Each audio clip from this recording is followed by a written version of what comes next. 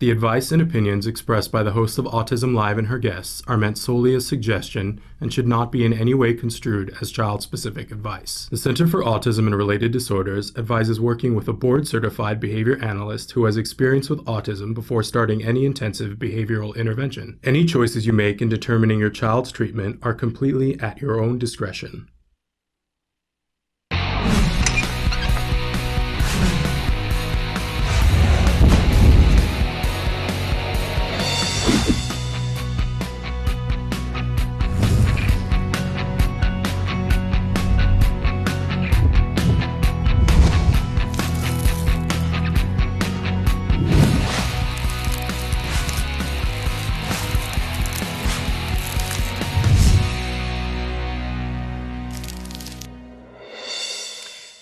Welcome to Autism Live. I'm Shannon Penrod. We're webcasting to you live from the Center for Autism and Related Disorders headquarters in Tarzana, California.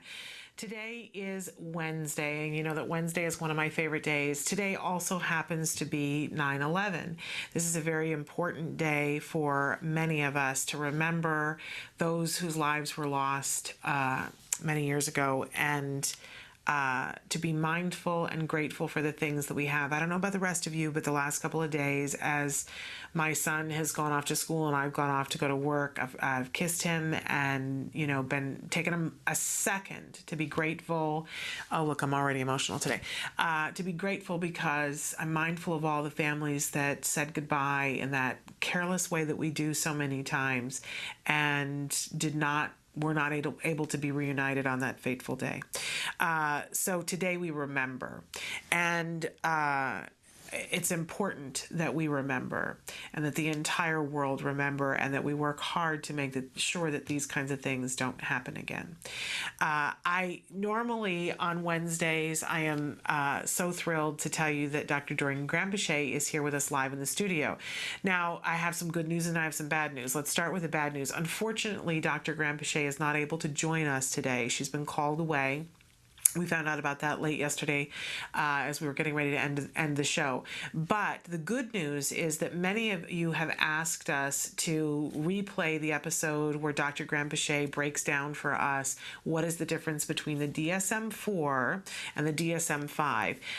Many of you know that the DSM 5 is now the diagnostic criteria that people are supposed to be using when diagnosing children on the autism spectrum. We no longer have the distinction of PDD-NOS, or PDD for that matter, and Asperger's. It is now Asperger's syndrome disorder, or excuse me, autism syndrome disorder. How about if I confuse things? Best to leave it up to the experts to talk about these things. But in any case, so in just a minute, we are going to replay that episode for you. Some of you have written in questions through the night with the hopes that Dr. Granpeesheh was going to be able to answer them, and I feel horrible about the fact that we're not going to be able to do that today. But I do think the information we're about to give you is going to be helpful to everyone, and we will try to get those questions answered by our other experts throughout the rest of this week, and when applicable, we'll save them for next week when we do have Dr. Granpeesheh with us. So all of that said, and then, by the way, in the second hour today, we are going to be joined by Nancy Alspaugh-Jackson.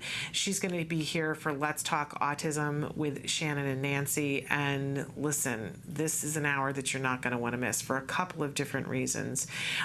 We're going to be joined via Skype today by Robbin Thompson, who is a very talented singer-songwriter who is very patriotic and has written some very beautiful songs that have helped our nation in different ways, including writing a theme song for Act Today. But he's also written a piece for the Chesapeake Bay and helping to make sure that it is preserved. So he's going to be with us in the second hour. He was the original lead singer of the first band that Bruce Springsteen was in. I'm just saying. So that will be very fun to have him on the show. And we have a pile of in the news things to talk about that you're not going to want to miss. I know that you guys so enjoy it when Nancy reads something and goes off. And trust me, she's going to go off a little bit later on. So you're not going to want to miss that. That's in the second hour. And just a couple of other short programming notes. We have a lot of giveaways that are going to be coming up in the next couple of months. I've mentioned before, my office is starting to fill up with boxes of different products and games and food products that different manufacturers are donating to us to give away to you guys throughout the holiday months. And as we get closer to the date, I'll give you more information about how you're going to be able to win these contests. But it's going to be imperative that you subscribe to our newsletter. So make sure that you do that. In fact, while we're here and talking about this, I'm going to have Emily show you some of the different ways that you can interact with us, because this show, regardless of what day of the week it is meant to be interactive. When you go to www.autism-live.com, you will see that you can watch the show live, and you can watch the most recent recorded version of the show. But there's also a white box there. Put your cursor there, type, hit enter, and it shows up here on the screen, and we can discuss it during the next live show. So that's a great way to interact with us. But Emily's showing you all the other different ways that you can interact. There are other ways that you can watch the show. We encourage you to, we are now streamed live on our YouTube page, on our YouTube channel. And we encourage you to subscribe to that as well. But don't forget to go to our Facebook page and subscribe, like us while you're there. I feel like I'm giving you a lot to do today. I don't mean to. But you will want to subscribe to the newsletter, because that's going to be an important portal to winning some of this free stuff. Oh my goodness, have we got some free stuff coming. So very excited about that, and I hope that you will be too. I know on this journey that a lot of times, and you guys, there have been a couple of messages in particular this week of people writing in and saying, thank you, I don't feel like I'm alone. Because so many of us on this journey have had at least a moment where we felt alone. And any of us can fall prey to that at any moment. We're going to be talking about with Nancy Alspaugh-Jackson, the mom in Kalamazoo, Michigan, who last week attempted to end her life and her child's life because it all got too much for her. And we'll be talking about that later, but I want all of you to know you are not alone. And it does not have to come to that there is help, there is hope, that there are dark days. There are days when you just think, man, I cannot do this anymore. But that's why we all stick together. That's when you let others know, and we pick up the slack for you on that day that you can't. That's why you keep your other autism families close to you, so that some days, you know, you just need somebody else to shoulder a piece of it for you. And I want you to know that this is a good place to be able to say that and say, today it's more than I can do. And we understand, and we can, whenever possible, we'll help you to try to find solutions to that, because there are solutions. Sometimes they're really hard to find, and sometimes it's overwhelming getting to the solution, but hopefully together, si se puede, right? We can do this, and we do. We do this on a regular basis.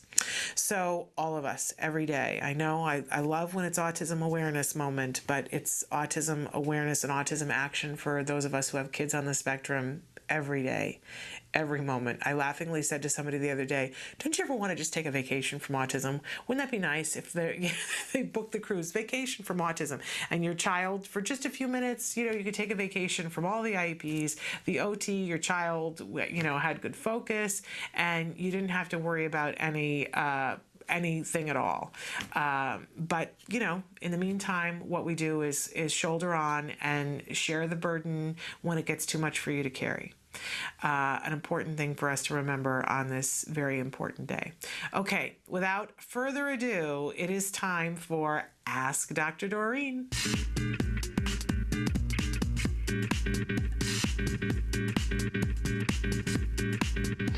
So first of all, the name of the disorder has changed, and the name is now Autism Spectrum Disorder.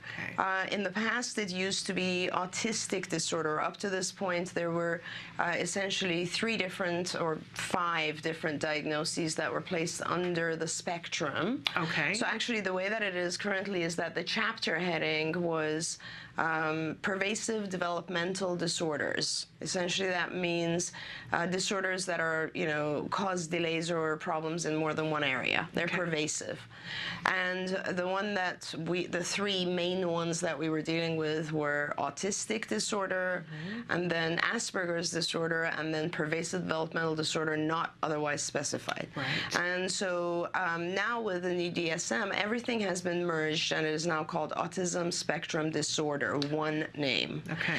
So what you have on the screen, I think, is basically going through the first portion. You'll see autistic disorder, and with autistic disorder, or what we call autism, there had to be a total of 6 or more symptoms. The symptoms would have had to been evident before the age of 3.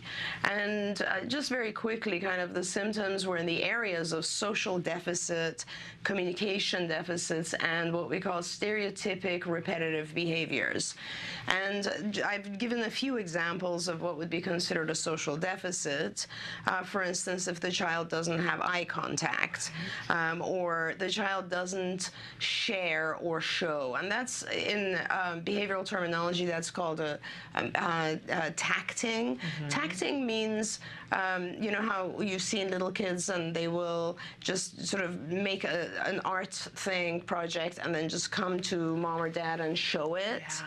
And that is, or like if they're in the car, for instance, and they'll see, a fire engine, and they'll be like, fire engine or truck or whatever, and all they're doing is showing it or sharing minds, essentially. And that's a very important feature or symptom, because it's the very first example, or not really the first, but the very most obvious early example of joint attention. So that means the child who shows you something already has the understanding that your mind and that his mind are separate minds. Yeah. And so you don't know what I'm thinking about, but here it is. I kind of want to show this to you, or there it is. I want you to see that. And that's kind of like join your mind with mine. Look at what I'm looking at. And that is the, I guess, first most obvious sign of joint attention or perspective taking theory of mind. So that's a very important key feature. So if a child is not doing that, that's a red flag. Okay. And then, of course, emotional reciprocity is another key feature of the social deficit. These are children who don't really react if they're hurt, or if they need comfort, or if they see another person hurt, or that sort of thing. Now, in the social deficit area, you do need 2 symptoms. This is the current status. You need to have 2 at least in that area. You could have more, but in order to qualify, you have to have at least 2. At least 2, correct. In communication deficits, the areas that we look at are language, obviously, and that's the most common. Most of the kids that I see come in because they have a delay in language. And then pretend play is considered a communication, or up to this point, considered a communication deficit. So the child is not really doing any pretend play. And pretend play has to do with using sort of imaginary objects to perform various things. Like an early sign of that would be picking up a toy telephone, let's say. Right. Yeah. That's symbolic play. So a bit of imagination. Imagination, right, or dressing up, or, all those things are imagination, pretend play. And then, of course, there's, even with kids who have adequate language, or we should say speech, they don't have the ability to converse. Right. Okay, so any of those are examples of communication deficits. We need at least one symptom in that area. Okay. And finally, the last section is stereotypic and repetitive behaviors, which we also refer to as self-stimulatory behaviors, or stereotypy. And these could be a different, million different things. I listed a few, sort of having routines that are difficult to break. Things have to be a certain way. Preoccupation, you've seen a lot of kids like preoccupied with one aspect of something. Intense focus on one thing where you can't really break the child off of that. Or motor behaviors that are repetitive, like hand flapping or body rocking. And these have all been classic, over time, classified under one heading, which is the stereotypic repetitive behaviors.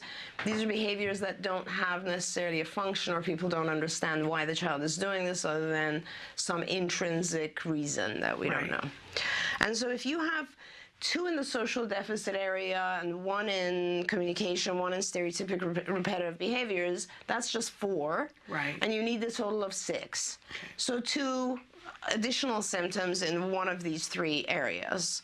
And as I said, they all have to have become evident before the age of 3. Right. And if you have 6 symptoms, then you have a diagnosis of autistic disorder. That's the current process. Okay? And so this is part of the reason why 2 children with autism could look so vastly different. Oh my gosh, yes. Because somebody could have 5 from communication and 1 from 2 from social and 1 from repetitive, and they qualify for an autism diagnosis. But somebody else could have 2 from the social. That's right.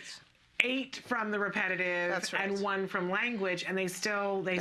have the same diagnosis. Absolutely. And also, each of the symptoms that a child might have might be slightly deficient or extremely. Right. So in other words, a child might have delays in language, but they're not as severe as another child who has Right. very significant delays. And up to Right. this point, you're not really scoring them on a sort of qualitative measure. It's just, do they have a delay or not? Right. So yeah, that is exactly why there are so many different kids, and they all kind of fit under this thing. And the only It's actually interesting that you say that, because I think the goal for DSM-4 was to help sort of subdivide the kids, Right. and that's why they had the different diagnoses. They had the autistic disorder, which is the one we went through, Right. and then they had Asperger's and PDD-NOS, which we're going to go through now. Okay, great. So Asperger's, and this is all current stuff, DSM-4, required that you would have 2 in the area of social deficits, again, like autism, and that you would have 1 in the sort of stereotypical repetitive behavior area and none in the communication deficit area. Okay. And so this would separate, the intention was that this would separate those kids out who have appropriate language skills or communication skills, but they still have some, delays or deficits in social behavior, and oftentimes they would also have some kind of adherence to routines or those types. And then that's what we would classify as Asperger's.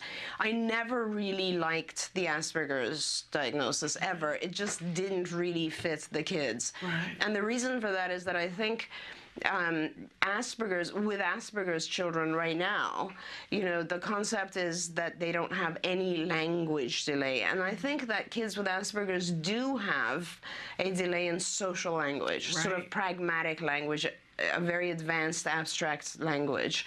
But, so this was how you diagnose Asperger's, essentially, is that you weren't really looking at communication, you were looking more at social behavior. And one of the things I've heard from parents that they felt was unjust about the Asperger diagnosis is that people tended to generalize and say, oh, it's a lesser version of autism. I think a lot of us look at it that way, and yet there's the possibility that there's somebody whose deficits in those areas are so extreme that it's a very, profound form of autism, but it's just different areas. I wouldn't, if you're diagnosing correctly, at any point that you place an individual with Asperger's and an individual with autism or autistic disorder next to each other, the child with autistic disorder is always going to be more severe and profound. Okay. But what happens, which was kind of unfair for the families who have children with Asperger's, was that the deficits in Asperger's don't appear until a little bit later. So for instance, one of the things that we're looking at for 2- and 3-year-old, 4-year-old is mostly communication. Yeah. And because these children, Asperger's kids, tend to be very intelligent, they kind of overcompensate for the social delays. The social delays don't become really all that evident until maybe 5, 6. So often the Asperger's kids are diagnosed later. Yeah. And also, up till now, there hasn't been good funding for Asperger's, whereas, in the California, for instance, regional center system, you don't get any funding from the regional centers if you have a diagnosis of Asperger's, whereas you do if you have a diagnosis of autism. Yeah. So, and so basically it was a difficult situation. My Asperger's kids are the ones that I worry about the most, actually, because because of the fact that the assumption is they're higher functioning, they don't get the level of support they should. Okay, good So point. that's one of the reasons I'm happy about the new changes, and you'll see, because it kind of just folds Asperger's into the whole spectrum. Okay. And then we're left with PDD-NOS. PDD-NOS, which stands for Pervasive Developmental Disorder Not Otherwise Specified. You know what parents say it stands for, though? No. They say pediatrician didn't diagnose. Oh, but that's what great. PDD stands for. That's perfect. I didn't know. I'd never heard that. And then there's something for the NOS as well, but I think it's not something we can say on TV. Yeah. I just think it's nonsense. It's like, and we have this in mental disorders. You have it, it's not just with autism, but you have it across a few other disorders as well, where it's kind of like the catch-all category. Yep. It's like, okay, this is the child who has not 6 symptoms, but 5. Right. Okay, where do I put him? Right. He definitely has 5 deficits or 4 deficits that have to be dealt with. So we put him in the PDD-NOS category and say, okay, that means he's higher functioning. He's less delayed, or he has fewer symptoms to deal with. Right. And so, and that was, the kids with PDD-NOS, I think, were completely treated unfairly, because everyone kind of expected these kids to just do fine. Right. I mean, I had over the years, many situations where I had to go to court for kids, or really argue the fact that they needed services despite their PDD-NOS diagnosis. Because funding sources frequently go, so you have maybe 5, not the 6, and or maybe 2 of them aren't from the one area that they need to be from social. Exactly. So you could actually have 7, but if they weren't 2 from the social, you don't fit the diagnosis. So there you are with the pediatrician saying to you, oh, your child has deficits, good luck with that, there's no funding. Exactly. Exactly. Horrifying. For instance, I would have a child where they would have every single stereotypic behavior that could exist, and delays in communication, and because they had just one symptom is the social, which would be just aberrant social behavior, and you'd look at that child and say, oh my gosh, he's more severe. Right. And I can't diagnose him. So these were some of the problems that we had. Hopefully addressed in the DSM V. Yes, hopefully addressed now. I think they will be, actually. I like it. As I said before, we'll see how it impacts society, but I do like the new criteria. So we're going to delve into the DSM V now. I think we should take a short break. Okay. We'll let you take a drink and let you guys ask questions about anything that we've discussed so far, and then we'll continue on with Dr. Doreen Granpeesheh breaking down the new DSM V Autism Criteria. Stick with us. Welcome back to Autism Live and Ask Dr. Doreen. We have with us in the studio right now Dr. Doreen Granpeesheh, truly a visionary in the field of autism, and I would argue the greatest autism expert. Thank you. I mean, you have the experience and have had you don't look like you could possibly be old enough to have had the experience that you have, but you have. And working with children and really being at the forefront of getting help, both clinically, but also making sure that the legislation happens that will help the families. Oh yeah, things have improved quite a bit since I started.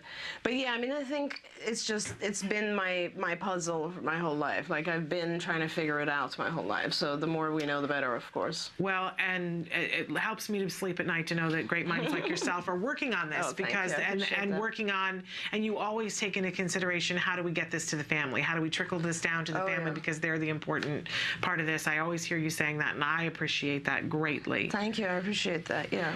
And so today we're talking about the DSM V. DSM V. We just went through the DSM IV and talked about what the current status is, and now you're going to start to tell us what some of the differences are. Right.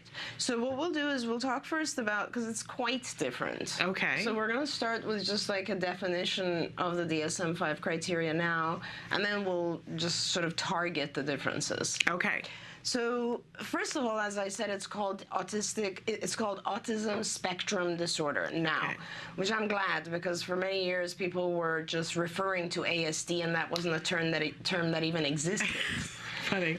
Even the chapter wasn't called ASD, and I was like, where are people getting this from? So it sort of became the PC term, because there was such the battle between, is the child autistic or does the child have autism? Right. And different people feel different ways about it, so everybody started saying ASD. Right. Because nobody could argue with that. Right. But so now it flows with it. Now it flows with it, and so it starts with the first criteria, I guess, which they call criterion A, and And this, there's a lot of text on the screen here, but basically this is persistent deficits in social communication and social interaction across contexts, and it can't be accounted for by general developmental delays, and manifested by all three of the following. Okay. So there's two things here. One is we're no longer saying you have to have like X number of the following. We're saying you have to have all of the ones that are listed on this page. And the purpose for this is that they've joined communication and social. Now, I've said for years and years, obviously, how can you not have a social delay if you have a communication delay? Right. There's almost no way, right? I mean, when you have a communication delay, unless you're hearing impaired, you will have a social delay. Right. And that's what happens. I mean, how can you socialize if you can't vocalize or communicate? Right, makes sense. So it makes a lot of sense that they've joined it. So the very first thing is they've joined communication and social, and these are the things they want you to have. The deficits in social emotional reciprocity, we had that. That was kind of the empathy portion, which ranges from abnormal social approach and failure of normal back and forth conversation. So that's kind of through reduced sharing of interests, emotions, and affect, and response to total lack of initiation of social interactions. So that basically says the whole array, if you have a mild social deficit or if you have a very significant social deficit, that's number one. You got it, that you have that point. But you also have to have deficits in nonverbal communicative behaviors like used for social interaction, things like poor integration of verbal and nonverbal communication. This is kind of like, standing very, very close to people and talking to them, not giving eye contact, through abnormalities in eye contact, gestures, understanding gestures, exactly.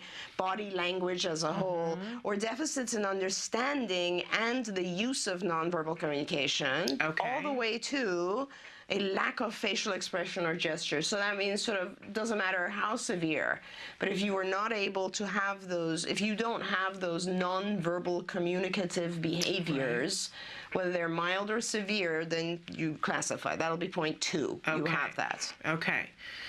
Third area is deficits in developing and maintaining relationships appropriate to developmental level, ranging from all the way from difficulties adjusting behavior to suit the different social contexts, all the way through difficulties in sharing imaginative play, making friends to an apparent absence of interest in people. So this is, again, is a sort of a broad array. So it's kind of like, oh, I have a hard time making friends, or I just have absolute isolation, no contact at all with people. Right. And so for us as people who've been diagnosing, these are not new words. These are all old words. They were a part of the diagnosis before, but they weren't merged. Okay. What's happened now is they've merged it, and they've said, so you must have all 3 of these. Okay, so now let's look at what they are. Can I ask one thing, though? Because what's initially scary to me as a parent is, you have to have all 3 of these, but within those 3, they give you such a broad target, and you just have to have one thing within that broad target, correct? That's right. Okay, great. And if you really think about it, Shannon, these 3 are the ones that most of the kids would have before anyway, because remember, we used to have 2 in the social area? Right. And at least 1 in the communication area. Right. That's what they are. Okay. It's those 3 that everybody always had. Okay. So most of our kids will fall into one of these categories, or all 3 of them, actually.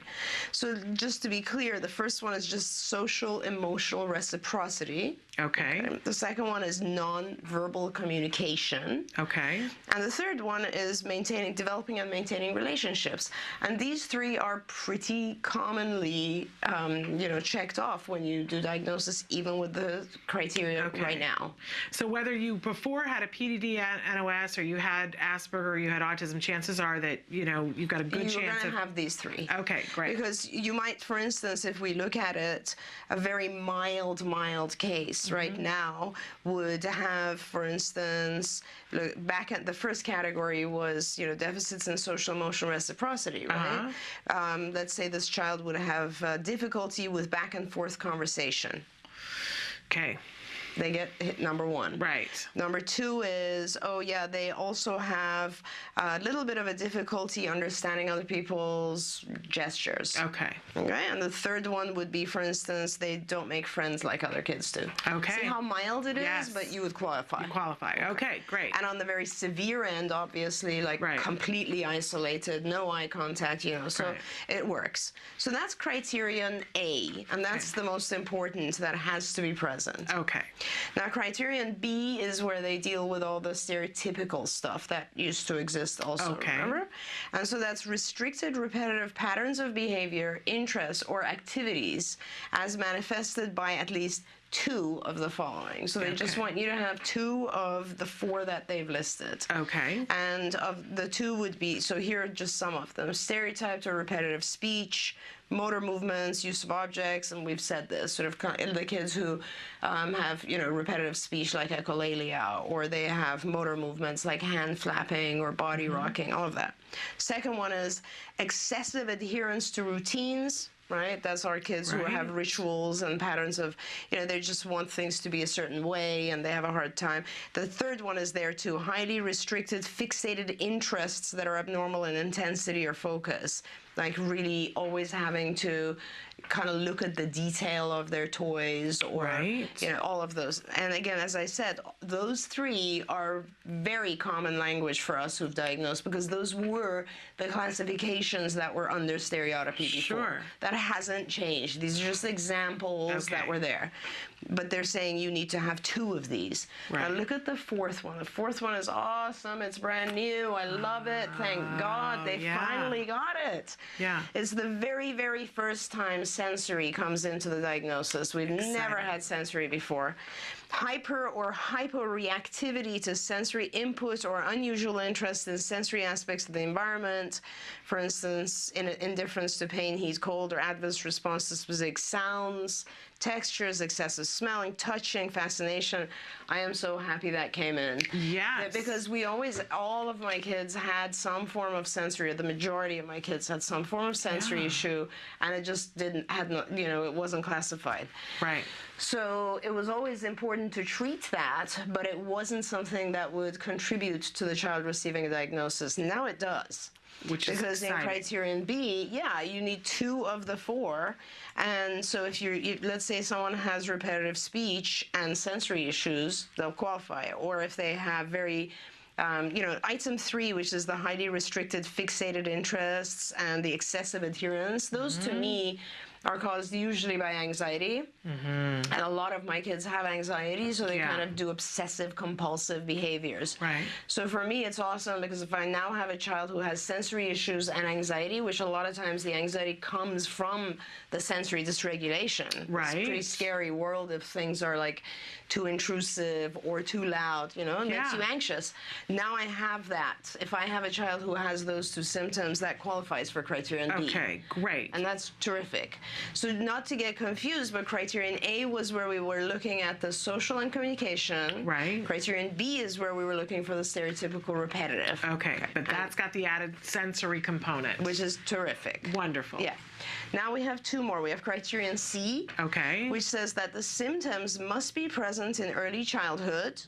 So in other words, that was the same as before. Remember, we had said they should be there before the age of 3. Right. Symptoms should be apparent. And criterion D is that the symptoms together limit and impair everyday functioning.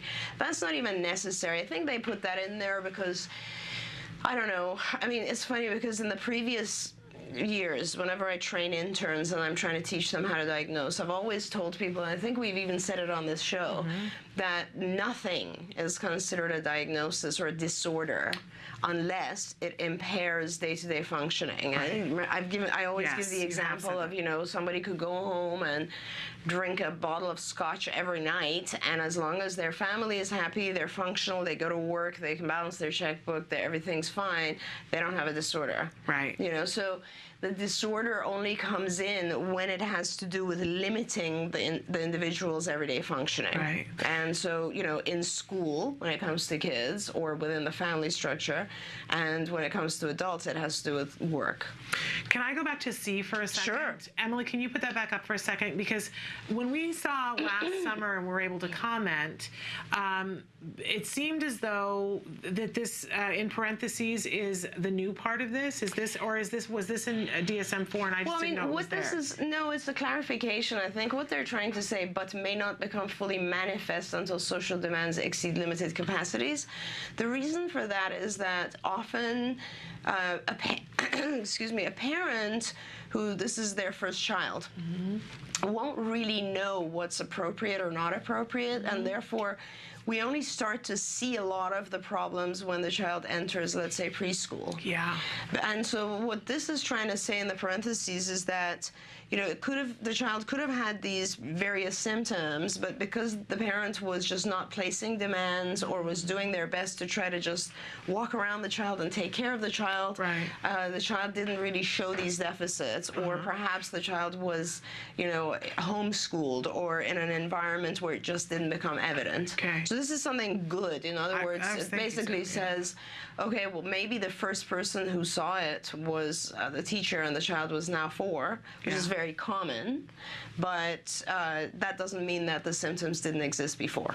Because that sounds great, because I know at least one mom has asked that she has a 7-year-old that when he was getting diagnosed, they said, well, the symptoms weren't there before 3, but has huge social deficits that have become apparent in the last couple of years. Right.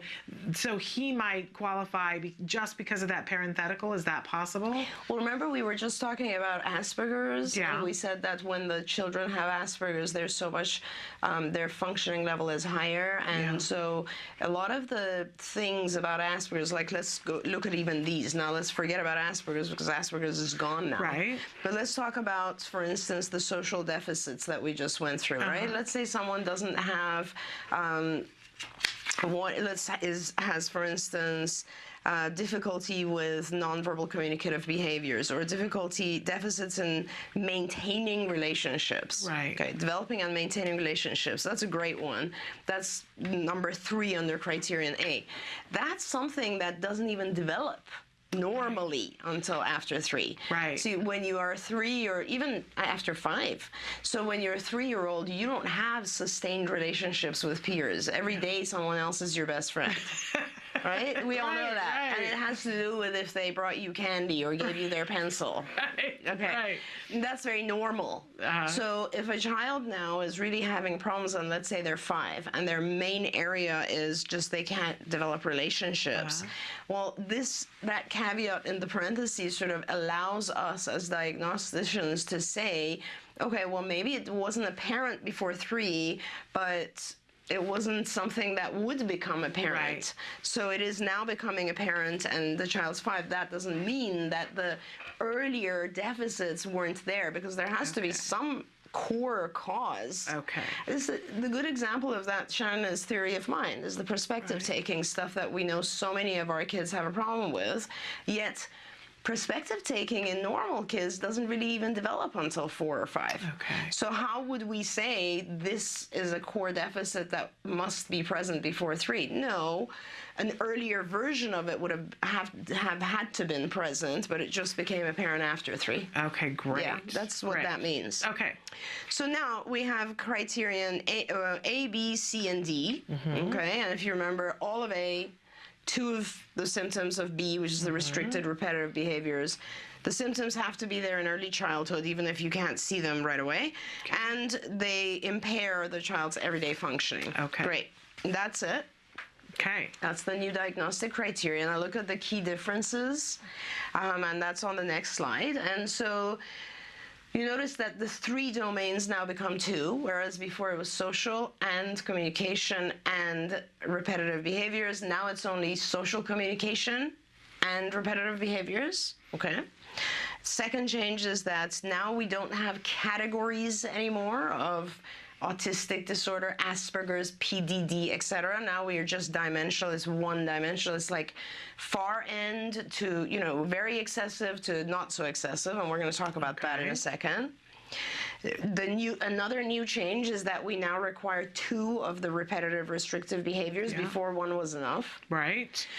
But there's the addition of the sensory, which is quite amazing and makes that much more palatable. That's right, and that's an awesome addition. Yes. And the other 2 really good changes that are on the next slides are we have what are called specifiers and modifiers, which I'm going to go through in a sec. Okay. And we have level of severity, which I'm going to go through after that. Okay, so the next... Should we take a break? Would you like to take a break before we do or you want to forge on? Completely up to you. Let's take a short break, and then we're going to come back to do the specifiers and modifiers and severity. So keep your questions coming. Right back more with Dr. Doreen Granpeesheh after these messages. Welcome back to Autism Live and Ask Dr. Doreen. We have Dr. Doreen Granpeesheh here with us in the studio, and she is taking apart this DSM V, the criteria for autism, and it's very exciting to see this all now and see what has changed. You've gone through the DSM IV so we could see what the status was and some of the differences, and gone through the DSM V, but now you're going to show us the modifiers and the levels. That's right, and this is sort of a very key portion of the DSM V diagnosis.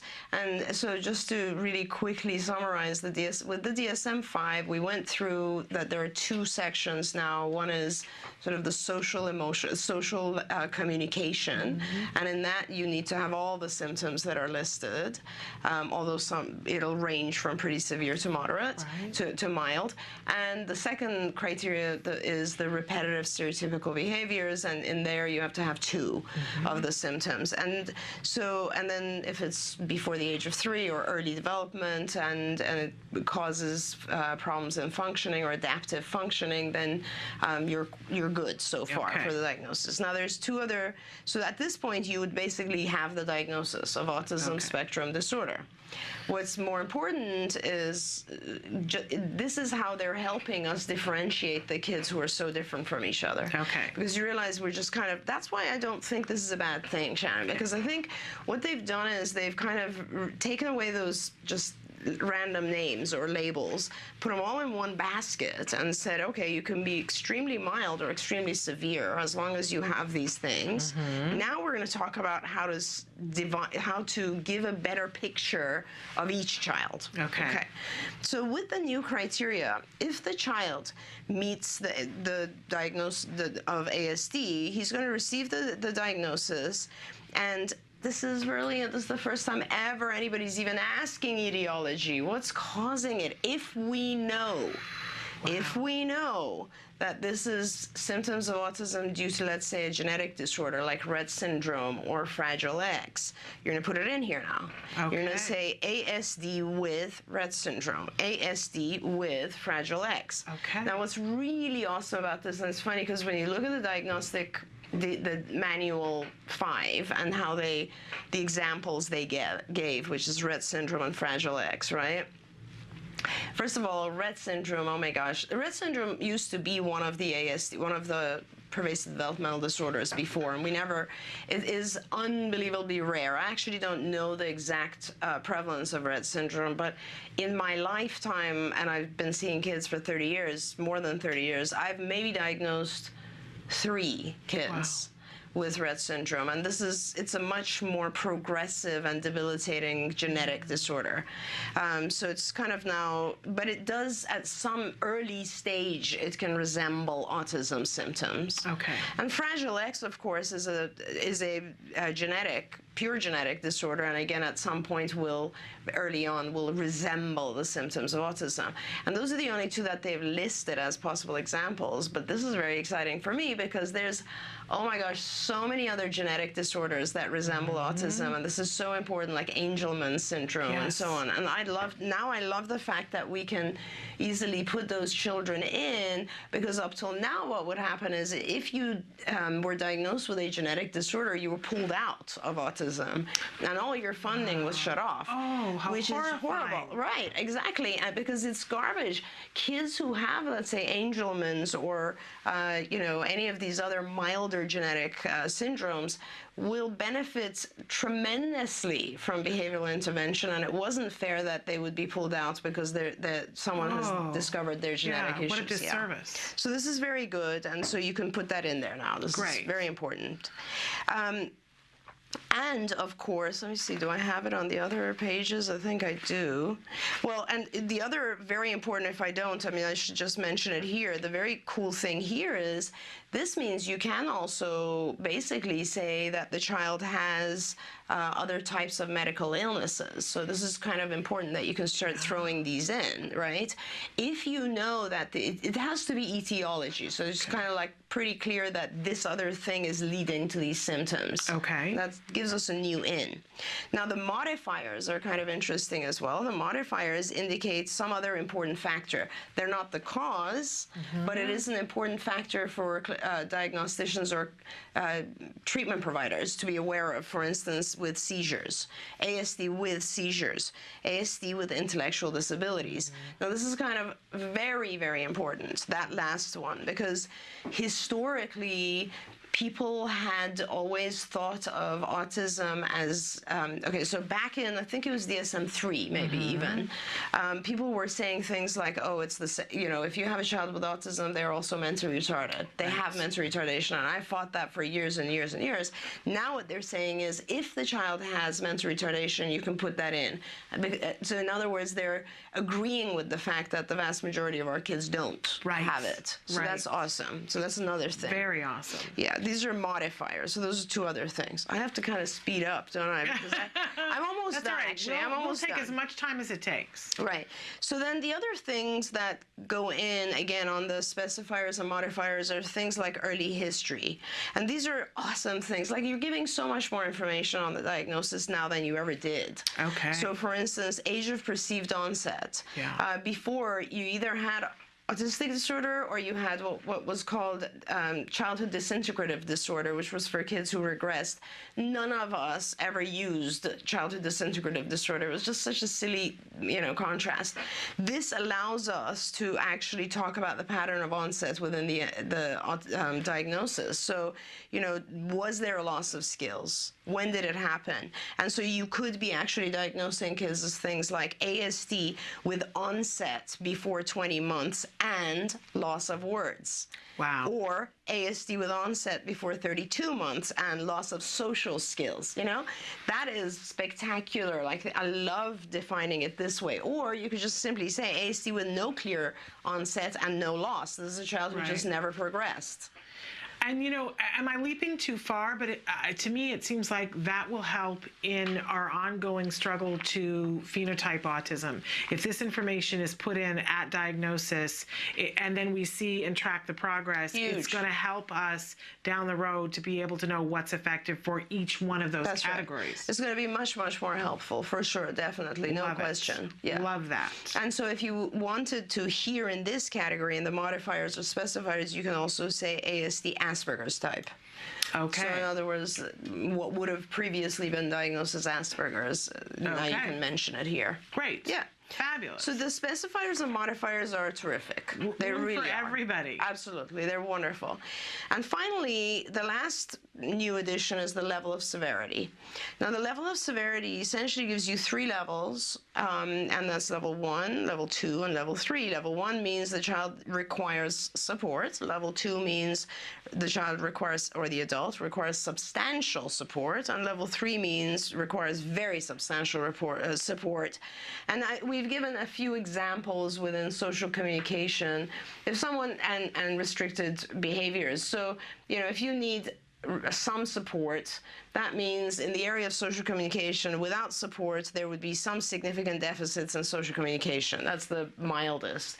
But look at level 3, if you require very substantial support, that means really, if you look at this individual's social communication, it's pretty much non-existent, very minimal social communication. Or if you look at the restricted behaviors, a mild version might be significant interference in at least one context. In other words, words, this person is self-stimulating, but only in school. Whereas a level 3 child might have constant self-stimulatory behavior in daily life. So this is where it gives you the ability to differentiate the severity level. So forgive me for asking what's probably a ridiculous question, but is this kind of mimicking, because we use terms like high functioning and profoundly affected? Yes. So Yeah. instead we're going to say level 1, level 2, and level 3? Right, it is, and it's because of it absolutely. I mean, the high functioning, low functioning type thing will be kind of determined by these. Okay.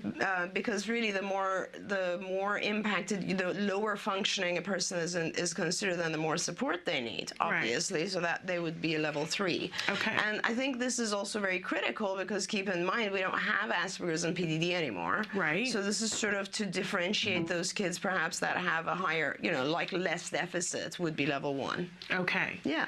So that's pretty good. I like the levels of severity. Okay. Now, and that's the diagnostic criteria. Now, one thing I wanted to mention, which will also impact some people's lives, which I think is important, is that a new diagnosis that came in is coming into the DSM is called social communication disorder. Okay. That's the next slide. I just put this in because this is a brand new thing I haven't seen before. And social communication disorder it's a rule-out diagnosis for kids. If I want to diagnose a child with ASD now, I just need to make sure that it isn't social communication disorder. And this means this is the individual who has some impairment in pragmatic use of language, so abstract social language. And they have a difficulty in the social use of verbal and nonverbal communication. So in other words, they have a hard time with relationships. And it can't be explained by low IQ or word structure or grammar problems. And the symptoms. So this is that scary new diagnosis where some kids may fall into this who used to be Asperger's. Right. And they might fall into this now. And if they do fall into this is not a funded disorder. Right? It's not part of the ASD. Okay, so this is the scary part. This is the one that we have to be cautious about. For me, it's a very clear difference if a child has social communication problems versus a child who has ASD. And that's just very clear for me. First of all, I don't think that you can look at these social communication stuff when you're looking at really young kids. Right. Because a lot of the social communication stuff comes up later in life. Okay. So, but this is the one that scares me and it really has nothing to do with the ASD diagnosis. It's this new one, which I fear a little bit because, it says, academic achievement, when those types of things start hitting our kids and a diagnosis comes in that says this is what your kid has, it's not going to lead directly to behavioral interventions. That's a problem. Okay, that is a problem. So really the main clinical implications, I guess, things that we need to think about and see how they roll out are now, and this is, by the way, something else that's kind of new, which is very important. And I said this, I criticized so many other people diagnosing, because often you would see a diagnosis of autism on the first, and then you would also see a diagnosis of ADHD. A lot of parents would tell me, my child was diagnosed with autism and attention deficit. And I'd say, well, the diagnostician messed up. You're not allowed to do that. Okay. It was not allowed. You could not diagnose ADHD with autism because autism was considered much more pervasive and severe. Okay. And it would be kind of like diagnosing someone with like pneumonia and bronchitis. Okay. It wouldn't work. Now you're allowed to. Now they're seeing them as two separate things, and they're saying, okay, you can say ADHD and ASD. Okay. So this is a big, big, big new thing. Okay. And of course now you realize all those gold standard assessments, the ADOS, all that is gone now. They have to redo everything. Wow. Yeah, so they're working on redoing all those new assessments. And I think the main implication or the biggest thing that we'll have to see how it rolls out is just really how it will help or hinder services and funding. The funding. Yeah. Which is always, unfortunately, because it shouldn't be. Absolutely. And we just have to be very careful. Yes. Yeah, we have to be careful. And, there's, even to this day, I don't think there are too many people that really understand autism very well, and so it's very important that people who are diagnosing really understand how to do this correctly. And is there any sort of training that they will Not existing. Well, I mean, you could most likely in a year or so there will be some continuing education courses on diagnostics, but they won't be just autism. You know, you'll go to a 2-hour class and it'll review every change that's in the DSM V. So I guess one of my huge takeaways with this, and something we say a lot here, when you're going to do an assessment, make sure that it's the top quality assessment. If you're going to invest the time and the money, make sure it's top quality assessment. And I always like to advise that whoever is doing the assessment is not tied to who holds the purse strings. That's very, very true. That's right. And sometimes we would have here in California, the regional centers would do their own assessments, and then it would go one way or another. Yeah, there's a conflict of interest there. Yeah. I guess I would suggest to parents, you know, if you have if I'm not going to go back and re-diagnose my kids. Like this is something important. Like right now, if you have a child with autism or Asperger's or whatever it is, unless there's some benefit to your child in terms of funding, I would just leave it alone. None of us grandfathered in, right? Yeah. Well, what's going to happen is, I assume with the insurance companies, they're going to change your diagnosis to ASD. Then the next round where you are up for funding again, we're going to have to provide new diagnoses. Okay. But it's not like you're going to go, none of us are going to go, I have 2,000 kids. I'm not going to go back and re-diagnose everyone, but I will when their insurance stuff comes up or their funding, if the funding questions, that'll be a few years. Okay. If you now get a child, so I would just leave it alone and not get too disturbed about it, because really this is just for your services and funding.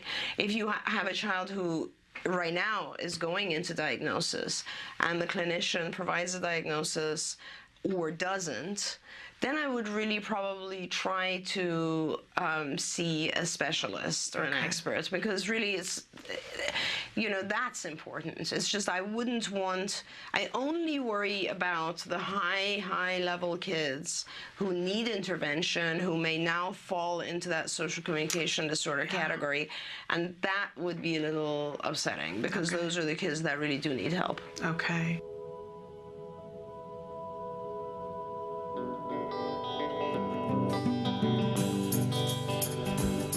I know a cute little blue-eyed boy, and his name is Jack. Jack Riley. He got a big, warm, blue-eyed soul that makes your heart beat fast. Exciting. I say Jack, Jack, Jack is my buddy. Jack, Jack, Jack is my buddy. Everybody around is so down with Jack. I'm Christine, and I've been with CARD for 2 weeks now. Hi, I'm Jessica. I'm a senior therapist on the case. I'm training, and I have an overlap with Jack Riley today. This is my third overlap. For training new therapists, they normally do 20 hours of training at the office or e-learning. E-learning is video clips, basically preparing you for overlaps, preparing you for how to do programs. And then they do about 8 to 9 overlaps in the field to get a hands-on feel of the therapy training that they learned and to work with a child one-on-one. So like the first overlap would be them just purely just observing, and then as the overlaps go on, the therapist is given opportunities to actually do the programs, do behavior interventions on their own. So which one did you want to do? I want to do this one. Locations. Okay. Yeah, so he's still in mass trial, so do errorless learning for that one. How long has he been doing fire station? This would be his 4th time. Where do you see a fire hose at a fire station? Fire station. So ask again. Fire hoses. Where do you see a fire hose? A fire station. Good job. After 8 or 9 overlaps, they do a field eval. And that includes the therapist actually running the whole session purely on their own without any help from us. And when they pass, then they get put on schedules and get put to work with other kids. And if they don't pass, then they do more training, and then they take the field eval again. Where do you see a fire truck? Can you look at me, Jack Riley? Where do you see a fire truck? A fire station. Good job. So like from there with the fading of prompts, that was great. So you prompted full And then I just verbal, knew that I partial could verbal, back and then, away. yeah. Okay. Good morning. Welcome to Let's Talk Autism. We've been talking so much we have. during the re-airing of Dr. Doreen. Yes. And you said you got a lot of questions that we're going to have to answer next week. Absolutely. You guys have written in a lot of questions throughout the night and throughout the last hour. And as I mentioned at the top of the hour, Dr. Doreen Granpeesheh was unable to be with us today, but she'll be back next week. Okay. I'm going to keep these questions for our experts throughout the rest of the week. And then what we have left, we'll do with Dr. Granpeesheh next week. So take heart. We did get your questions. I want to get to them as soon as possible. We'll have some BCBAs in here tomorrow that we can talk about them with. In the meantime, I'm Alspaugh-Jackson. And I'm Shannon Penrod. We're here for Let's Talk Autism, and we've got so much to talk about today. Yes. It's a special day for me. Yes, it is. 12 years ago today, I learned about the existence of my son in the world. I was sitting at home watching the television as everybody else in America was. The first trade center had collapsed, and the Pentagon had been compromised or bombed it, whatever. And going into it. And I had given up on adopting because we had been through such trials and tribulations, which is a whole other show. But the phone rang, and it was the adoption attorney's assistant saying that a new birth mother had come in.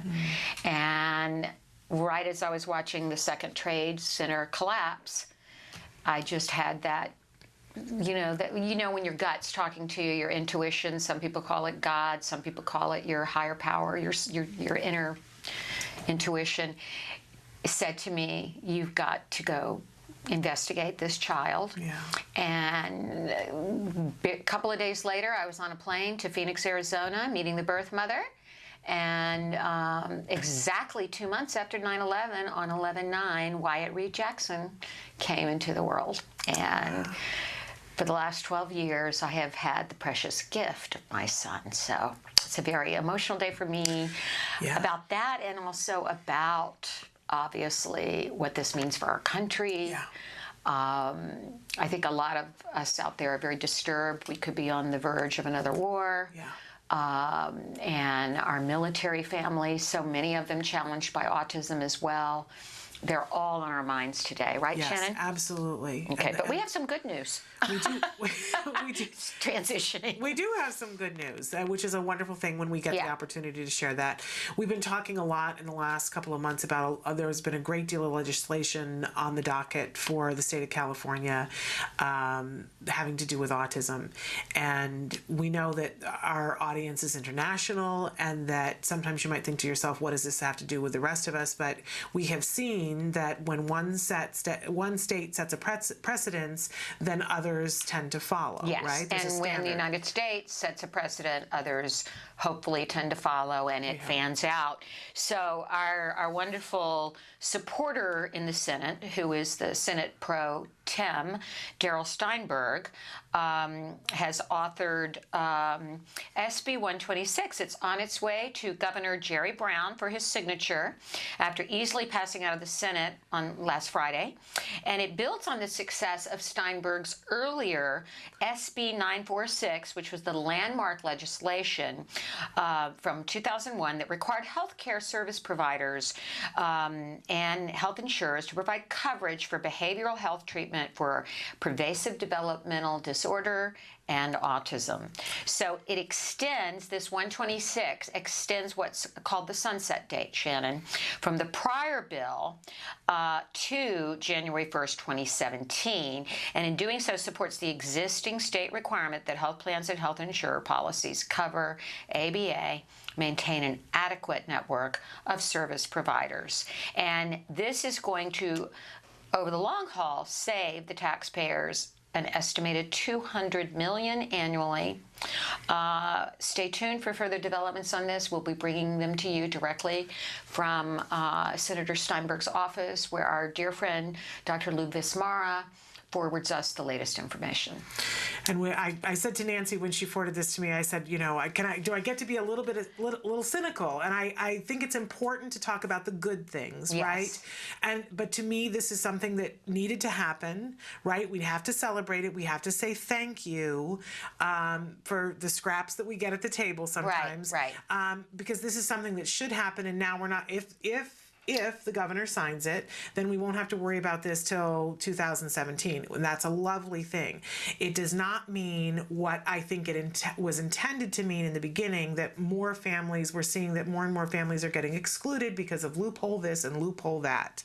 And co-pays are not being paid. And then they take away the ability to pay the copay, and then they make a promise that we're going to take away the Medicare, but the Healthy Families program is going to be covered some other way. Oops, we didn't include that. Right.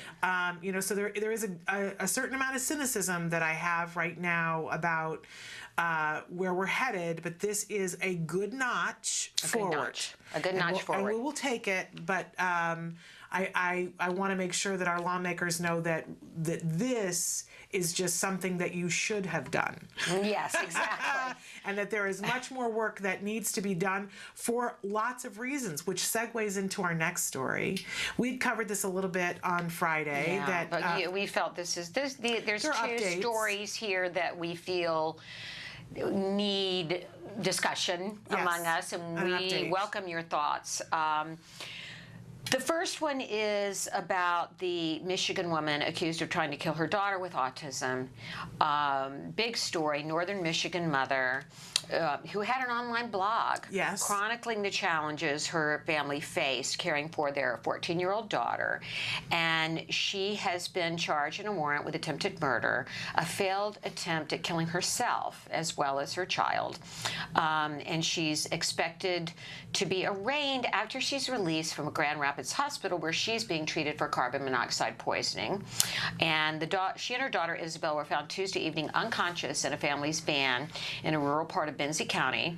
Coals have been burning in the van, windows rolled up, and this family had gone on record as the extreme struggles they had been having with Kelly and their inability to get services for her. They said acute autism at times led to violent outbursts. The mom was injured, hospitalized twice from injuries from her daughter. And they said that a Center for Autism and Training near Kalamazoo told them that their daughter would need as much as 8 months of treatment to decrease her aggressive behavior. The financial costs would be high. She was put into a month-long program in January. And at any rate, she had basically just gotten out of the program, and there's a blog about how great she was doing. This is not a mom who was not trying to help her daughter. This was a mom who was all in. Right.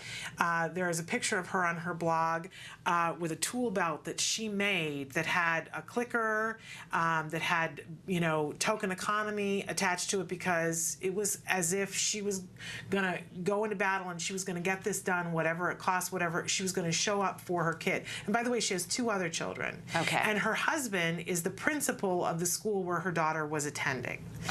Right? So, and she details in the most recent blog that she did, which was on September 3rd, just, hours before this attempt on her life and her child's life, it details all the things that they had been working on and getting in place and how much progress they had had because they had finally gotten help and hope and they could see the light at the end of the tunnel. And then they had a meeting with the school. And the school had asked, because the dad was the principal on the site, that he be removed from the discussion, that they didn't think that it was fair to the staff and to the daughter, that he should not be a part of the discussion, that they should just let the staff deal with it. The mom got into a discussion with one of the teachers, and the mom, I'm telling you, I said to Nancy, this mom could be me. She gets mad. And when she sees an injustice, and a couple of times she has said things that have been inappropriate, right, in anger, right. But she was sitting and talking with this person who was not wanting to implement the behavior intervention plan that was being successful, that they had just spent all the money to have work. And the mom said some things to this teacher that they got into it. They were yelling. She admits that they were yelling. And then as a result, 2 days later, they were told that they were moving the daughter's placement, that she would no longer be welcome at the school that her father is the principal of. Well, as we can see, there's so many intricacies to this story. Yeah. The fact that this mother is going to be arraigned for murder. Attempted murder when she tried to kill herself and her daughter because she was obviously at the end of her rope. I feel it's my first reaction is there, but for the grace of God go I. Yeah. I know mothers that have explained to me they've been in this position. I do know of families where mothers and fathers have committed suicide, killed their children first, and done it themselves. Do you and I ever think that's an option? No. But let me tell you, I talk to families every day, and I mean every day, that feel like they have no options. Yeah. And if you go to our offices at Autism Care and Treatment today, you will see the files stacked to the ceiling of families that we don't have the funds to help, and nobody else is helping them. Not the school districts, not regional centers, if they're lucky to have them, not the doctors, nobody. So there's never an excuse for murder. Exactly. But we have to see this as one of the biggest warning red lights that is happening everywhere. And let's move on to the next story, because there's a lot of controversy about this one, which you covered also. Months ago, I think we both covered this together. And Yes. And we covered this story, and this time it was a similar circumstance that the mom attempted and was successful in ending her child's life. She was not successful in ending her own life, although it was her intention to do that. Yes. But she did murder her child on the autism spectrum. Tommy Christopher. This is a column by Tommy Christopher. And there's a big movement now for CBS to retract its report, so-called excusing the mother's murder of an autistic child. The child was Alex Spourdalicus. I believe that's the Greek pronunciation. And now there was a story done by CBS News and CBS This Morning, and the reporter Cheryl Atkinson delivered a report that, according to this demand to start a petition, said it was flawed on several levels, but that the report had the sick conclusion, as this column called it, that said that Alex Spourdalicus's mother had no choice but to murder him. They are asking for a retraction from CBS, an apology, and they said that Gayle King, introducing the report by saying, the case is extreme, but it shines a light on the struggles of hundreds of thousands of families coping with autism. Wow, I think what Gayle King said was really right on.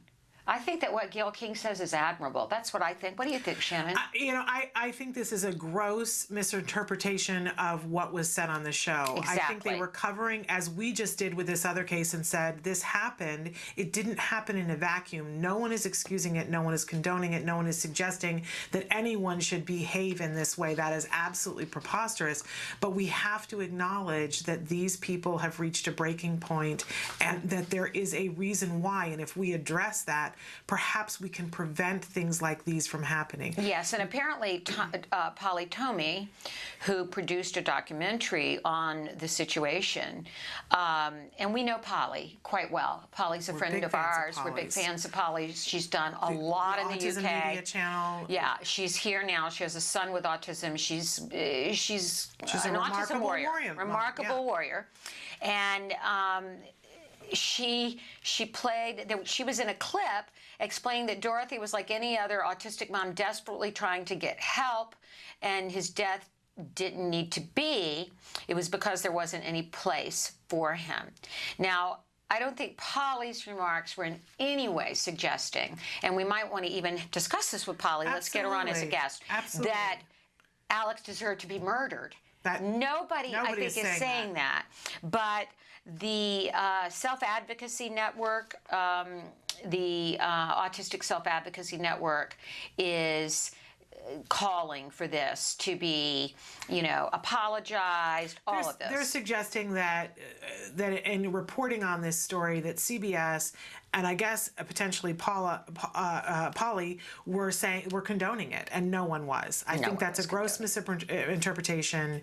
It's a reach by any stretch of the imagination. It's not a good use of time when there is so much to be advocated for. Exactly. I think what we should be talking about is why in the United States of America we have situations where a mother is attempting suicide and attempting to kill her daughter, and a mother is murdering her son because they feel, and who are we to judge, that they are at the end of their rope. There's never an excuse for murder, but there are mitigating circumstances, and there's always room for compassion. And both these moms cried for help in huge ways. Huge ways. Huge ways.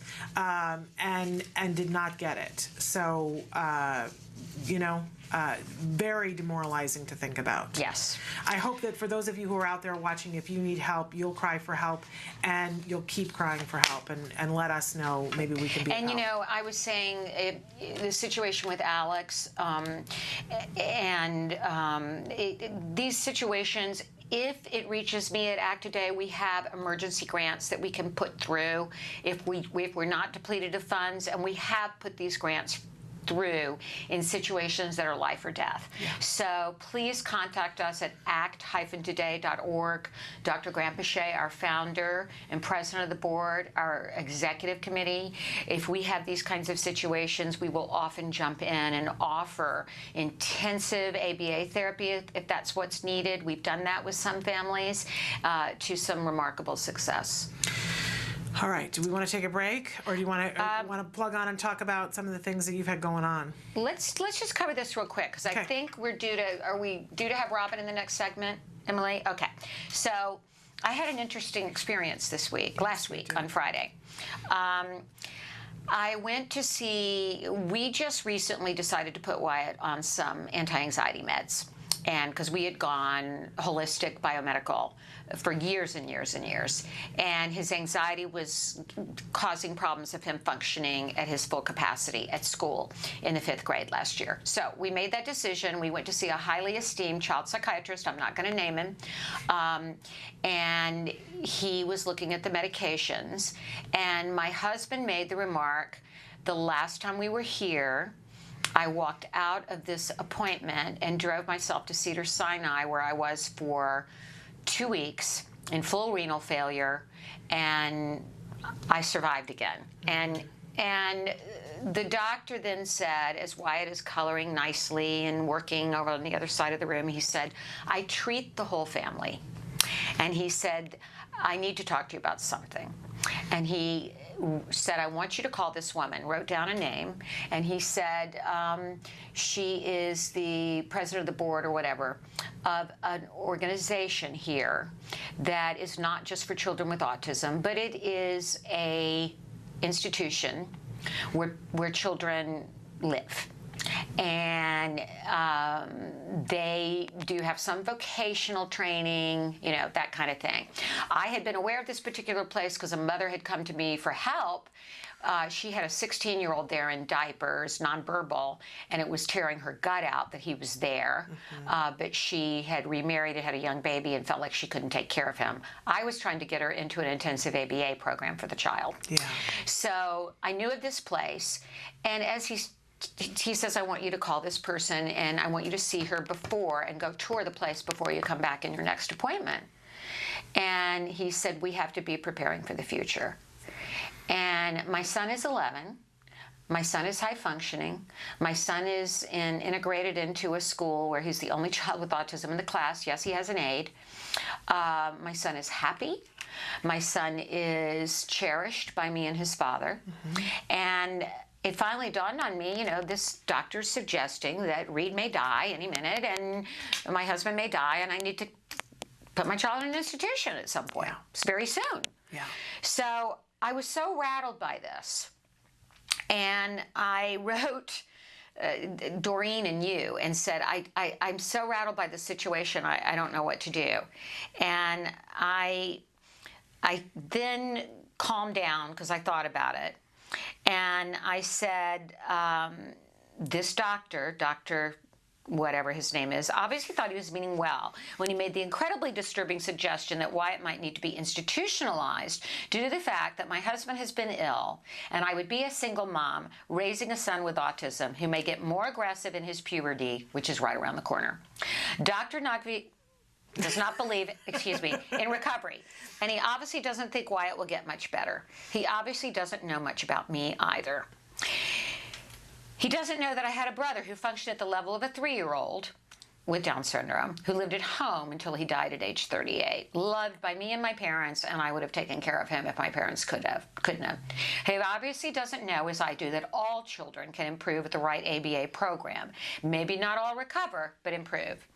He obviously doesn't know that I would not trade 1 second of my life spent with my precious boy, my gift from God, for anything in the world, and that I will spend the rest of my life doing everything I can to help him reach his full potential, husband by my side or not. Yeah. And I had some choice words for the doctor, and I would like to read yours. I'm not going to, I'm sorry I slipped that name out. As you often tell me, there's some moments in life that define us. This is from you. This isn't one. This well-meaning doctor reminded you what woman you were before Nancy Alspaugh-Jackson empowered them to know that they have a community of people therapies that create continuous progress and hope. Pardon my plain speech, but I won't say that word, him and the horse he rode in on. Yeah. Bleep him and the horse he rode in on. Wyatt doesn't need to be institutionalized. Reed isn't going anywhere. This isn't 1958, and you aren't a cowering, frightened woman who's afraid to get her dress dirty. You are a warrior. And I said, and this doctor does not deserve to be on your team. And he won't be. You know, I mean, there's a phrase that Maya Angelou and Oprah Winfrey and Gayle King use that don't take a no from somebody who wasn't authorized to give you a yes. Yeah. And if this doctor doesn't believe that there is hope and that there's help and that there is for some kids on the autism spectrum recovery, then he does not deserve to be on your team. No, he doesn't. He doesn't share my philosophy. That's all. Yeah, so we're not going to. And I understand he may have been well-meaning, but. Yeah, well, okay. I've got his well-meaning. You took a shoe off earlier and said... I did. I said, here's my stiletto, and here's where I want to put it. Yes. So. And I don't have a stiletto on, but that's what I want to say to that doctor. I'm sure he's well-intentioned. I'm sure. But I'm sure that people were well-intentioned when they said to put butter on a burn. If you don't know what you're doing, sit down, shut up, and go home. I'm sure the doctors that said, you know, your child has to be institutionalized, and it's because of you. You had refrigerator mother syndrome. Yeah. And they put him in with a bunch of Freudians who said spit on a statue representing you. Right. And there's nothing you can do. Well, they were wrong. They were wrong. But it hurts. And I think it's important that we tell the story because even in that moment, you, the warrior mom, heard this and had a moment of, oh my goodness. Am I in cloud 9 here? Yeah. Yeah. Am I still in denial? Do I need a reality check here? Yeah. And we gave you the reality check. You did. And you're back. I'm back. I'm back. All right. We're going to take a break, and then we've got a really wonderful guest. We do. A really, really, I won't say old friend because that makes me old too, but a cherished longtime friend who did some amazing work for ACT Today. His name is Robbin Thompson. He's a prolific singer-songwriter, and we're going to talk to him about the incredible theme song he wrote for our ACT Today for Military Families campaign, which is so timely today. Yes, so absolutely. When we come back, we will be with Robbin Thompson, and we'll be talking about his activism with music. So stick with us.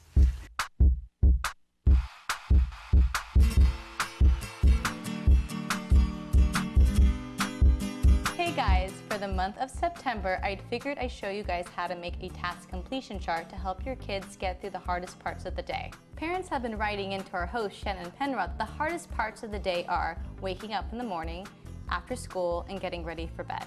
Please keep in mind you can always modify the task completion chart to focus on the skills that your family needs most.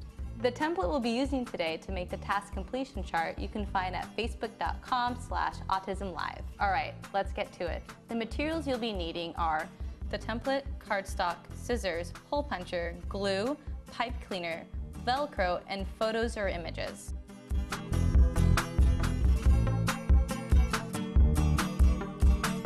We find it more reinforcing for kids if you use images of themselves doing the tasks that you're trying to get them to complete. So what I have here to start off are photos of myself doing all the tasks that we're going to add to our task completion chart today. The first step you're going to be doing is printing the template from facebook.com/autism-live. I have it here, and the next thing I'm going to do is I'm going to trim out the top. We don't need that, that's just totally excess. Now that I trim my 3 templates, I'm going to label each one with a different part of the day that we're focusing on, such as waking up, after school, and getting ready for bed. Now that I've finished labeling the templates with the appropriate time of the day, I'm going to attach the photos that go with it. For bedtime, the tasks I chose were getting ready for school, putting away toys, putting on pajamas, and brushing teeth. Now repeat this for all the rest of the day. Now that I've added the photos to the template, I am taking this along with my heavy cardstock to hold all my tokens. I'm going to line them up and make 3 hole punches.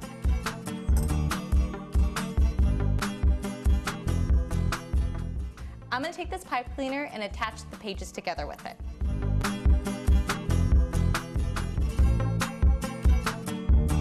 We're almost done putting this together. Next, I'm going to take my Velcro, I'm going to put them underneath each picture. And then I'm going to add 4 on the very edge too.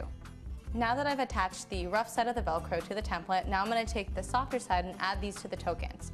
You can use whatever you want for the tokens, whatever your child finds reinforcing. They could be stickers, images, spacemen, Pokemon, whatever they like. Before you use your task completion chart, it's really important that you do a preference assessment to see what your child finds reinforcing that day.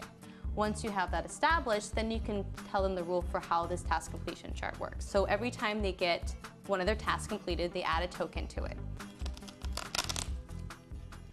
And the way the task completion chart functions is like a token economy. So after they put a token under each one of these tasks, they can trade it in for their reinforcer for the day. Now that you've made your task completion chart, hopefully your child will be able to use it on a daily basis and help them through those difficult times of the day. Well, until next time, craft on. Bye, guys. Can you see me flying by your side? We are back, and the 12th anniversary of 9/11, which, of course, means it's so much to so many of us. Yeah. And it's very fitting that we have a guest today, Robbin Thompson. He is a prolific singer-songwriter, and if you're not familiar with his music, you should be. Center camera, okay.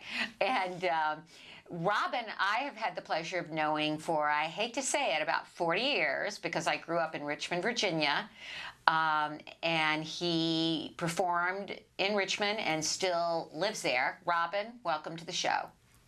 Hello, y'all. How you doing? We're doing It's a great. thrill to have you here. It We are really so is. happy to have you You are here. an amazing, prolific singer and songwriter, and we want to start by asking you what inspires you when you write your music. Well, you know, different things. I mean, things that happen around me usually, you know, and you know, something that would inspire most anybody, I would think. It's just that people some people write songs, some other people do, you know, drawings, and you know, I happen to, when I get inspired or see something that's enlightening to me, I sing about it. Well, we appreciate that. Well, I will tell you a quick little story about how I reunited with Robbin over Facebook. Okay. I had found him on Facebook. Oh, first I want to go on to say that, Robbin, you were the lead singer for a little band called Steel Mill, which also had a member that has gone on to some fame and fortune, Bruce Springsteen. How was it that you were picked as the lead singer? You got the better voice, obviously. Well, you know, I think Bruce wanted to play guitar a little bit more, and at that time, I mean, we were both kids. We were like 20 years old, 21 years old back in that time, and you know, he just wanted another guy to help him out up front, I guess. And you were that guy. And everybody knew that you were both destined for great things with both of your talent. And I had reconnected with Robbin on Facebook, and I heard a song he had written about the Chesapeake Bay, which is a cause near and dear to your heart. And it was so beautiful, and I had an idea. Maybe he would write a theme song for our Act Today for Military Families campaign. And so I called you, and what'd you say? I said, send me some inspiration. Yeah. So I sent And you... she's got a lot of that. Tell us what the inspiration was for you to write the song.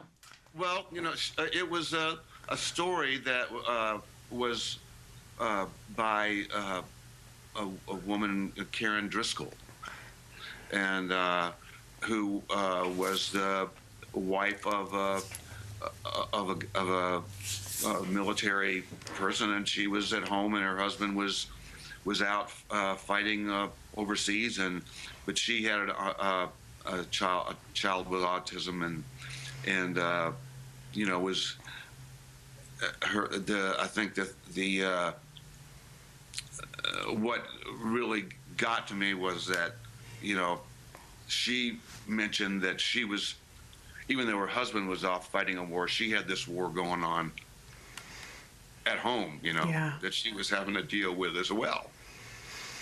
And so you took that story and you created a song which has really done a lot for our campaign. People have remarked on it. People have just said it has captured the military mothers and fathers that hear the song, and it's on, there's a beautiful video on our Act Today for Military Families page. Robbin, we're going to go to a performance. You and I were on a talk show in Richmond, Virginia, and you performed part of the song. Emily, can we go to that, and when we come back, we'll talk more with Robbin? Okay, we're going to go and hear a bit of the song, Robbin performing it in a studio.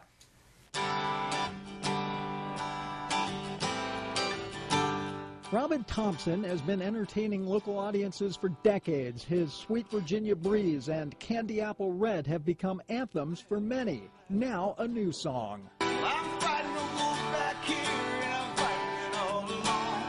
The only reason I'm not losing my mind is that maybe tomorrow, maybe tomorrow, the sun will be shining.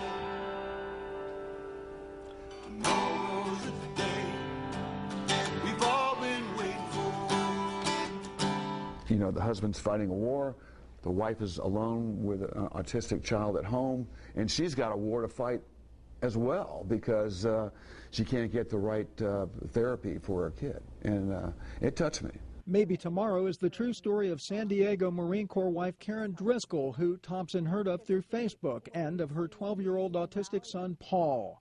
It is now the theme song for her support group, Act Today for Military Families. I greatly appreciate the help Robbin provided with this song to bring attention to some of our special kids, and those are our military children with autism. It is an inspirational song, and I'm very grateful for his help and support. Thompson, who was recently honored for his efforts by being invited to the 8th and I Evening Parade at Marine Corps Barracks, Washington, says writing the song and singing it are his pleasure. It has touched a lot of people, and I'm proud to be a part of it. So there you hear it. Really remarkable. Yeah, and Robbin, you have touched a lot of people, and we're so grateful for you lending your talent to Act Today. We want to talk to you a little bit more about how people can access your music, and you have a new CD. I do have a new CD, and it's called A Real Fine Day. And as far as accessing my music, as long as you spell my name right, you can find me. I spell Robbin with 2 B's, so it's R-O-B-B-I-N. And it's all over iTunes and the internet and things like that. A Real Fine Day is, I think it's a really, I've been told it's become a very inspiring, uplifting type of a CD in itself. And it came out of having some bad days personally, but it all turned out to be a real fine day. So I'm real proud of the new album. I've got a bunch of other music out there as well. It's funny, you were doing this on 9/11. I wrote a song right after 9/11 that was on a CD as well, and people have been posting that today, and so it's been this I don't know, my music has been out there today. Well, that's great, because you have such a gift, Robbin. I mean, you have one of the most beautiful voices in the business, in my opinion. And we want to hear, we have just a little bit, a sample of A Real Fine Day, don't we, Emily? And we'll just listen along as we hear part of this. Yeah.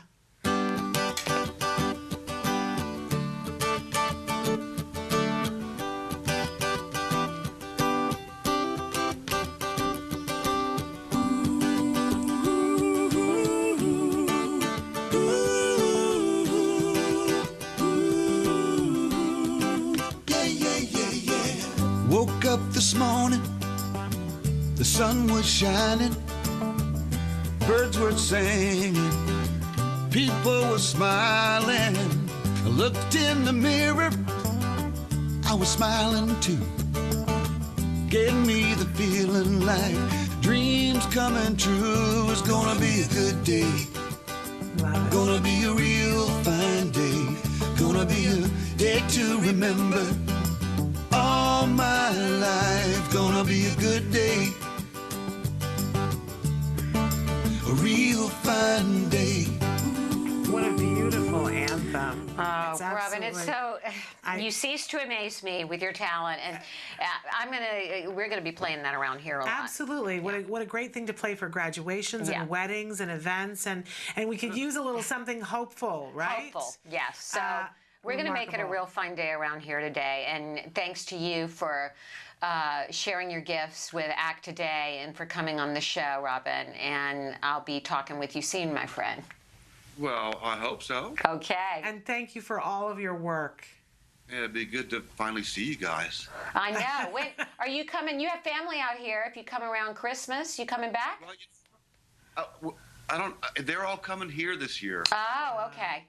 All right. Well, we'll figure it out. I'll be back in Richmond Town. Robbin wrote the kind of unofficial theme song for the state of Virginia called "The Sweet Virginia Breeze," and it's such a great song. So I got to get back there, and I promise we'll sit down together for a meal and reminisce. Okay. And we hope we wish you good health, because we know you've been struggling a little bit, feeling a little under the weather today. So thank you for doing this interview despite that. Oh, it's my pleasure. All right, and order Robbin's music. It's amazing. It is. Thank you so much, Robbin. We'll be back, We're going to take a short break, and we'll be back to close out the show. All right, stick with us.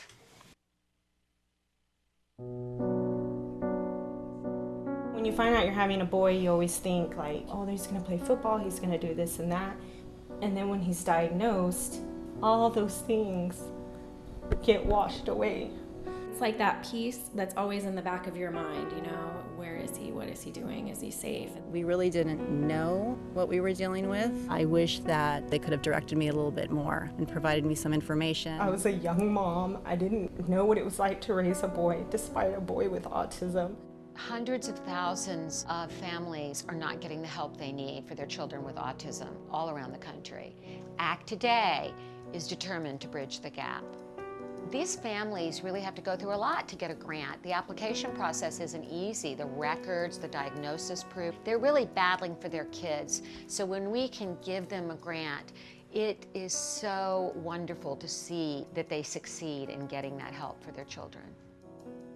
Our founder, Dr. Doreen Granpeesheh, is an amazing woman, and she is one of the world's foremost authority on behavior of children with autism. She's extremely knowledgeable, and she oversees every single grant we give. She is part of that process. People may think of autism care and treatment as simply schooling or therapy, but you know, we provide important safety supports, things like fencing, for example. The whole family's living in fear of that child running out into traffic. I recently delivered an iPad to a little boy with some of the apps that are out there for children with autism. Miracles happen. I got the iPad from ACT. From ACT, What did it say? Can you repeat that, Dustin? I got the iPad from ACT.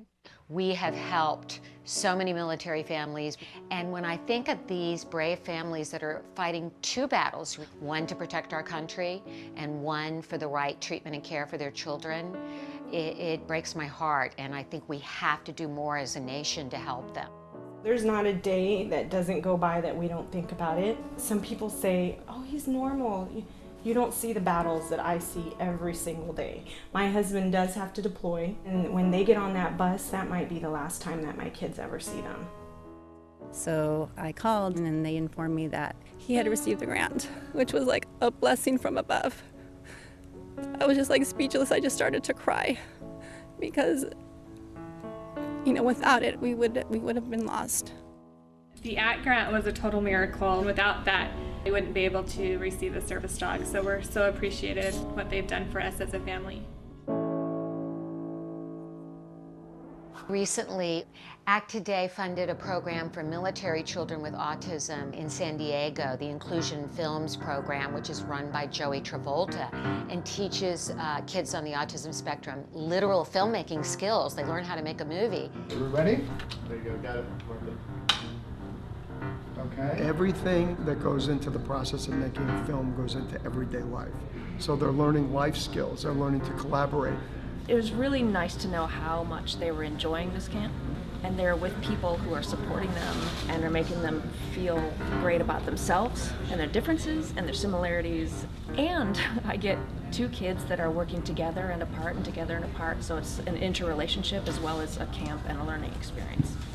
It's so fulfilling when I get letters. One stands out for me, a boy who was 14 with Asperger's, and we gave him a grant to go to a drama camp. He wrote to us and said, "Dear ACT Today, thank you for letting me belong for the first time in my life." These kids are remarkable. You know, we underestimate them. They're so knowledgeable, they're so capable, and we can change the life of a family, which means changing the life of a community.